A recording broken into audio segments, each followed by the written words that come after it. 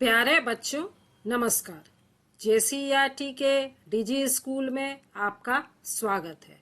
मैं अनुपमा आज आप लोगों के साथ आप लोगों की इंग्लिश बुक सनशाइन के यूनिट 7A की पोयम साइंस पर चर्चा करूंगी। बच्चों, यह इस पोयम का तीसरा और अंतिम वीडियो है और आज इस भाग में हम लोग इस पोयम के एक्सरसाइज में दिए गए क्वेश्चन के आंसर्स पर चर्चा करेंगे। तो चलिए शुरू करते हैं। रीड एंड फाइंड, पढ़िए और ढूंढिए। आंसर दीज क्वेश्चंस, निम्नलिखित प्रश्नों के उत्तर दीजिए। और पहला क्वेश्चन है, who went to the moon? चांद पर कौन गया था? तो बच्चों, पोयम में हम लोगों ने पढ़ा है चांद पर नील आर्मस्ट्रॉन्ग गए थे। Neil Armstrong went to the moon. Second question is, what is one boon of science? Boon का मतलब वरदान। तो विज्ञान का एक वरदान क्या है? विज्ञान का एक वरदान दवाइयां हैं, क्योंकि इन दवाइयों के कारण बहुत सारी ऐसी बीमारियां जिनसे लोगों की पहले मृत्यु हो जाती थी, अब वे बच जाते हैं। जैसा कि अभी आप लोगों ने कोरोना काल में भी देखा, दवाइयों के कारण बहुत सारे व्यक्तियों की जान बच गई। तो इसीलिए medicines are one boon of science. Question number 3, who defined law of gravity? Law of gravity मतलब गुरुत्वाकर्षण का सिद्धांत, वह सिद्धांत जिसके कारण पृथ्वी किसी भी वस्तु को अपनी ओर खींचती है। और यही कारण है कि जब कोई फल पेड़ से गिरता है तो वह जमीन पर गिरता है।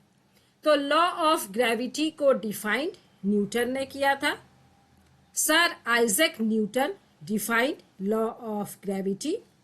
Question number 4, what is human existence threatened bye? मनुष्य के अस्तित्व को किससे खतरा है?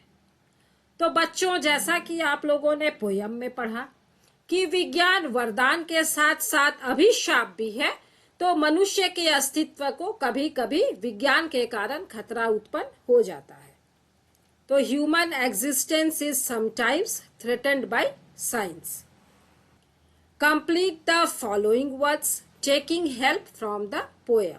नीचे कुछ वर्ड्स दिए गए हैं जिनमें खाली स्थान है और आपको उन खाली स्थान में लेटर्स भर के उन वर्ड्स को पूरा करना है। सबसे पहला है SPACE स्पेस, और स्पेस का मतलब है अंतरिक्ष। दूसरा है TUNE ट्यून, और ट्यून का मतलब सुर या धुन। तीसरा है EXISTENCE एग्जिस्टेंस अस्तित्व। GRAVITY ग्रेविटी गुरुत्वाकर्षण। और अंतिम है MOON मून अर्थात चंद्रमा। Match the following in the context of the poem. दोनों कॉलम को मिलाना है। सबसे पहला है सॉन्ग, सॉन्ग का मतलब गाना, और इसे हम लोग मिलाएंगे ट्यून धुन से। दूसरा है पेन कलम, तो यह मिलेगा फॉर्चून से भाग्य से। कलम के द्वारा हम लोग अपना भाग्य बना सकते हैं। तीसरा है नील, तो यह मिलेगा मून से। नील आर्मस्ट्रॉन्ग वे पहले व्यक्ति थे जिन्होंने मून पर चंद्रमा पर अपना कदम रखा था। उसके बाद है मेडिसिन्स दवाइयां, तो यह मिलेगा बून से वरदान से। और अंतिम है लॉ ऑफ ग्रेविटी गुरुत्वाकर्षण का सिद्धांत, और इसे न्यूटन ने डिफाइन किया था। थिंक एंड राइट, सोचिए और लिखिए। Arrange the following words in the appropriate column. नीचे कुछ शब्द दिए गए हैं, उन्हें सही कॉलम में लिखना है। तो चलिए देखते हैं कि कौन कौन से शब्द।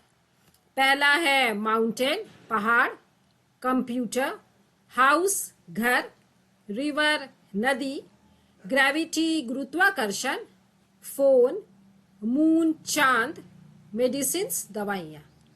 और कॉलम है नेचुरल थिंग्स, प्राकृतिक वस्तुएं, वे वस्तुएं जिन्हें प्रकृति हमें प्रदान करती है, जिन्हें मनुष्य नहीं बनाते हैं।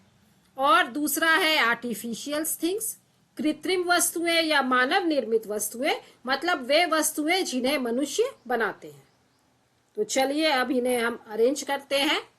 सबसे पहला है माउंटेन, तो पहाड़, यह नेचुरल थिंग्स में आएगा। दूसरा है कंप्यूटर, इसे मनुष्य बनाते हैं, आर्टिफिशियल थिंग्स। हाउस, इसे भी मनुष्यों द्वारा बनाया जाता है, आर्टिफिशियल थिंग्स। रिवर, नदी, या प्रकृति हमें प्रदान करती है, नेचुरल थिंग्स। ग्रेविटी, गुरुत्वाकर्षण का सिद्धांत, यह भी प्रकृति से मिलता है, नेचुरल थिंग्स।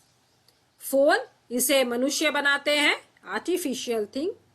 मून, चंद्रमा, यह प्रकृति से मिला है, नेचुरल थिंग्स। मेडिसिन्स, दवाइयां, इसे मनुष्यों ने बनाया है, आर्टिफिशियल थिंग्स। बच्चों, ये थे साइंस पोएम के एक्सरसाइज में दिए गए क्वेश्चन के आंसर्स। मुझे उम्मीद है कि आप लोगों ने इन्हें अच्छी तरह से समझ लिया होगा। मिलते हैं बच्चों अगले वीडियो में इंग्लिश के एक नए चैप्टर के साथ। तब तक स्वस्थ रहिए, सुरक्षित रहिए, पढ़ते रहिए।